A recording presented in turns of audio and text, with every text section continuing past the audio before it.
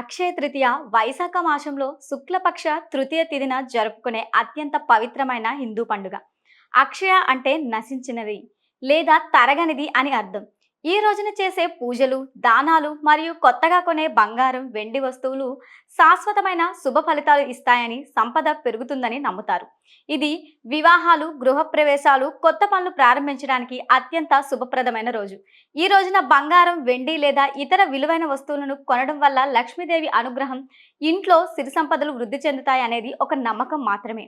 దానికి బదులుగా అన్నదానం, వస్త్రదానం, నీరు నింపిన కుండలు, పండ్లు, ఛత్రం, పాదరక్షలు లేదా బంగారాన్ని దానం చేయడం వల్ల అక్షయ పుణ్యఫలం లభిస్తుందని, సత్కర్మలు, దానాలు చేయడం ద్వారా కూడా లక్ష్మి అనుగ్రహం పొందవచ్చని ధర్మశాస్త్రం చెబుతోంది.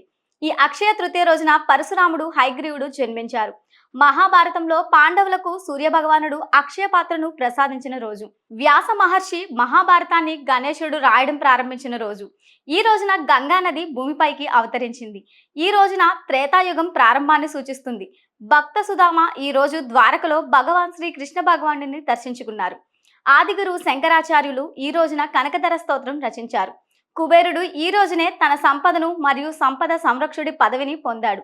ఈ రోజు అన్నపూర్ణాదేవి అవతరించిందని చెప్తారు.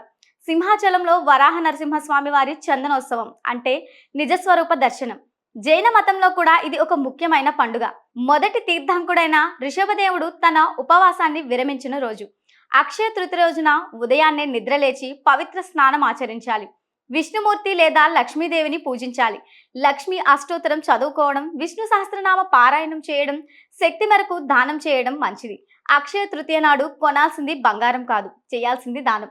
పవిత్రమైన ఈ రోజును అన్నదానం, వస్త్రదానం, మంత్రజపం మరియు ధ్యానం చేయడం వలన కలిగే ప్రయోజనాలు అనూహ్యంగా పెరిగి శాశ్వత ఫలాలను అందిస్తాయి.